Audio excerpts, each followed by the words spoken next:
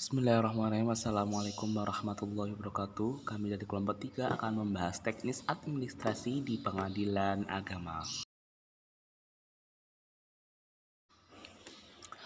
Penerimaan perkara. Pendaftaran perkara tingkat pertama. Yang pertama, petugas meja 1 menerima gugatan. Yang kedua, perlawanan atas putusan Werstig. Yang ketiga, perlawanan pihak ketiga. Dan yang keempat, harus mengumpulkan yang pertama, surat gugatan. Terus yang kedua, surat kuasa khusus. Yang ketiga, fotokopi kartu anggota advokat bagi yang menggunakan jasa advokat. Terus yang keempat, salinan putusan. Dan yang terakhir, salinan surat-surat yang dibuat di luar negeri harus disahkan oleh kedutaan atau perwakilan.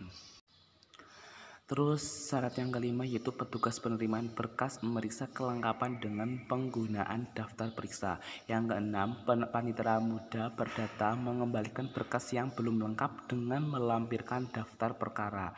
Terus yang ketujuh, dokumen atau surat yang berupa fotokopi harus diberi materai. Yang kedelapan, panjar biaya perkara yang telah ditetapkan ditunggukan dalam SKUM.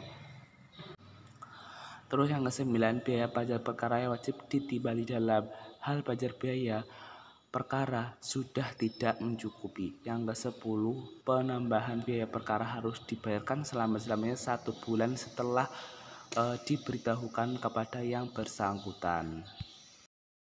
Yang ke-11, pada berkas perkara yang telah dilengkapi dengan SKUM dalam rangkap 3 yang ada dalam rangkap 3 yang pertama, lembar pertama untuk permohonan, lembar kedua untuk kasih, dan lembar ketiga untuk dilampirkan dalam berkas permohonan. Terus syarat yang ke-12, berkas perkara yang telah dilengkapi dengan SKUM diserahkan kepada yang pemohon. Terus yang ketiga, petugas pemegang kas penandatangani dan membutuhkan cap stempel lunas pada SKUM.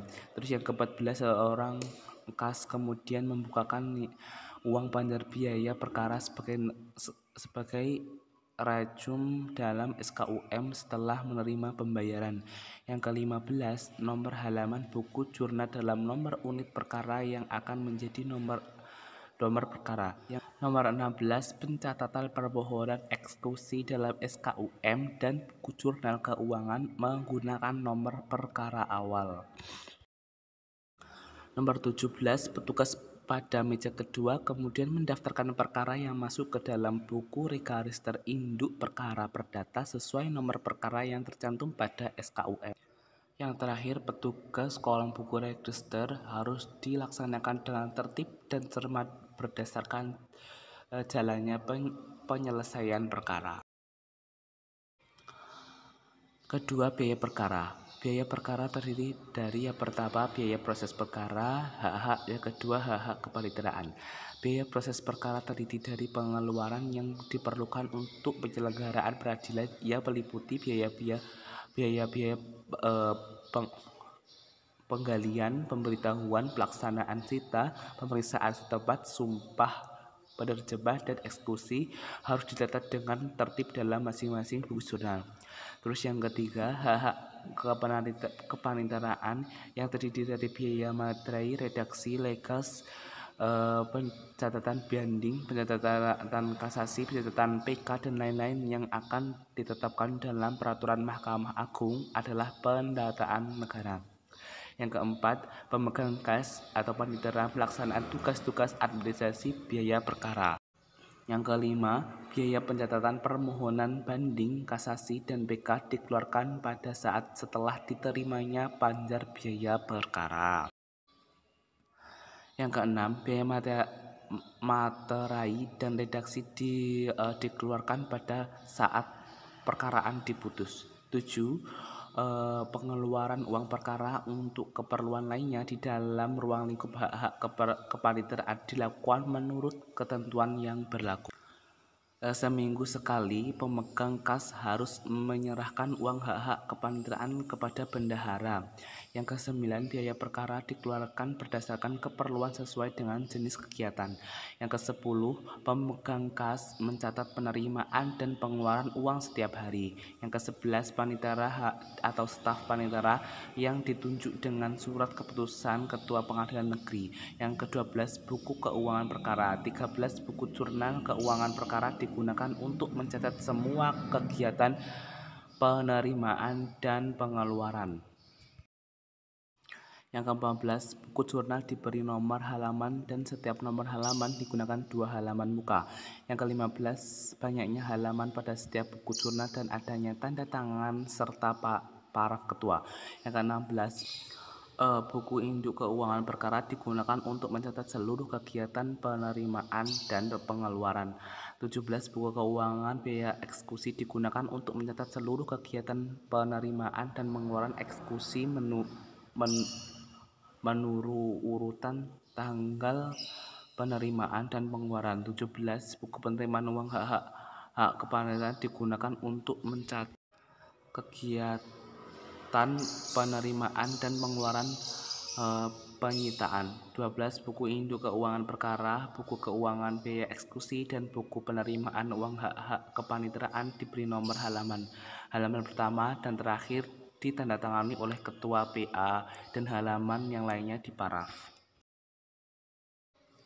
21, banyak halaman dan adanya undangan para paraf tersebut diterangkan pada halaman awal. Yang kedua, penutupan buku induk keuangan perkara dan buku keuangan biaya eksekusi dilakukan oleh panitera dan diketahui oleh Ketua PA. Pada setiap penutupan buku induk keuangan tersebut harus dijelaskan sisa uang menurut kas. Apabila terdapat selisih antara jumlah uang menurut buku kas dengan uang kas sesungguhnya, maka harus dijelaskan alasan terjadinya keselisihan tersebut. Kedua, Ketua Pengadilan Agama sebelum menandakan buku induk keuangan berkas harus meneliti. Yang ke-26, Ketua PA setiap saat dapat memerintahkan panitera untuk menutup buku induk keuangan perkara. Ke-27, penutupan buku induk keuangan perkara atas dasar perintah Ketua PA. Yang terakhir, buku jurnal dan buku induk keuangan setiap tahun harus diganti dan tidak boleh digabung dengan tahun sebelumnya. Terus yang ketiga adalah tambahan panjar biaya. Calon gugatan atau pemohon kemudian menghadap kepada kasir dengan menyerahkan surat gugatan atau permohonan tersebut dan SKUM yang membayar panjar biaya perkara sesuai dengan yang tertera pada SKUM tersebut. Yang pertama, kasir menerima uang tersebut dan mencatat dalam jurnal biaya perkara, menandatangani dan memberi nomor perkara, mengembalikan surat gugatan, menyerahkan uang panjar kepada bendahara perkara. Untuk contohnya bisa dibaca sendiri, rincian-rinciannya seperti ini.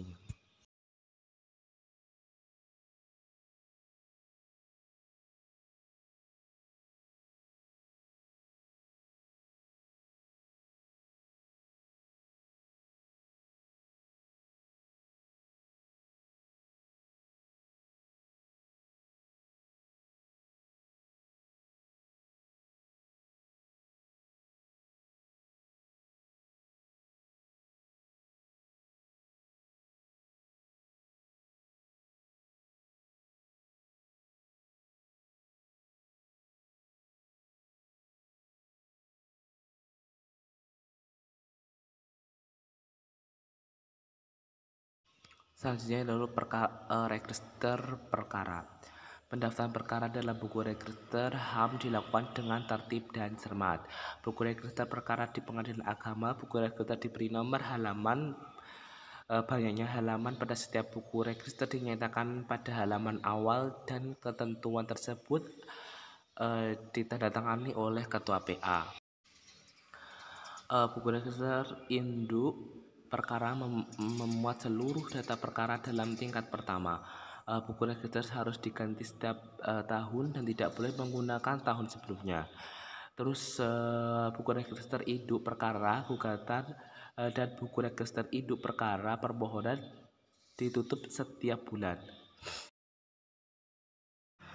Penutupan buku register setiap akhir tahun ditandatangani oleh petugas register dan perincian sebagai berikut. Penutupan buku register setiap akhir tahun ditandatangani oleh panitera dan diketahui ketua PA. Buku register permohonan banding, register permohonan kasasi, dan register permohonan peninjauan kembali ditutup setiap akhir tahun dengan rekapitulasi. Laporan keadaan perkara berisi tentang keadaan perkara sejak diterima sampai diputus dan diimunitasi. Laporan perkara dimohonkan peninjauan kembali berisi tentang keadaan perkara yang dimohon peninjauan kembali. Laporan berkas yang dimohonkan eksekusi berisi tentang keadaan perkara yang dimohonkan eksekusi. Perkara yang lebih dari 6 bulan sejak diterima ternyata belum diputus. Perkara sebagaimana tersebut tetap dilaporkan dalam setiap laporan sampai perkara diputus. Laporan kegiatan hakim berisi tentang jumlah perkara yang diterima, diputus, sisa perkara. Yang keempat adalah persiapan persidangan.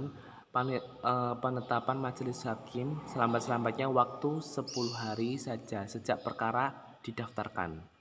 Apabila ketua pengadilan agama Mahkamah Syariah karena disibukkan berhalangan untuk melakukan hal itu, maka ia dapat melimpahkan tugas tersebut untuk seluruhnya atau sebagiannya kepada wakil ketua PA atau wakil Mahkamah Syariah atau hakim senior yang bertugas di pengadilan agama Mahkamah Syariah itu. Yang ketiga, susunan majelis hakim hendaknya ditetapkan secara tetap.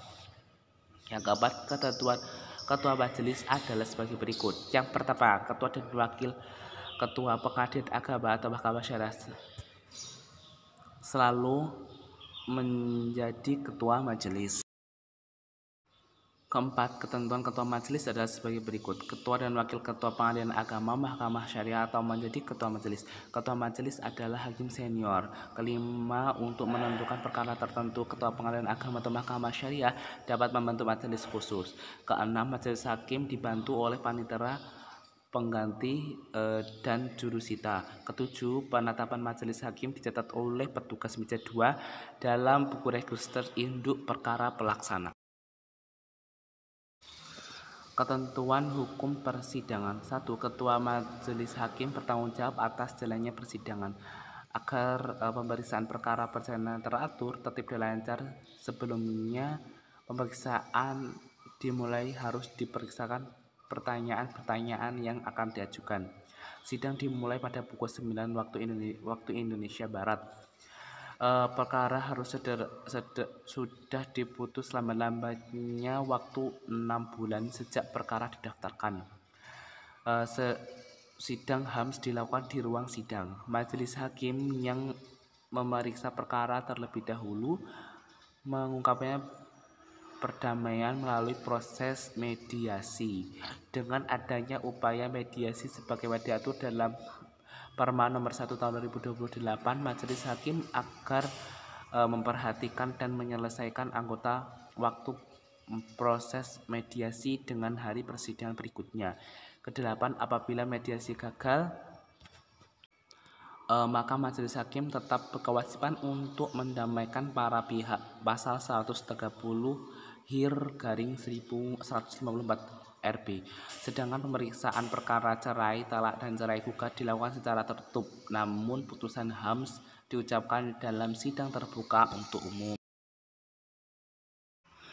10. Apabila ketua majelis berhubungan persidangan dibuka oleh hakim anggota yang senior untuk menunda persidangan. Apabila salah seorang hakim anggota berhalangan diganti oleh hakim lain. Dalam keadaan luar biasa di mana sidang yang telah ditentukan tidak dapat terlaksana karena semua hakim berhalangan, maka sidang ditunda pada waktu yang akan ditentukan.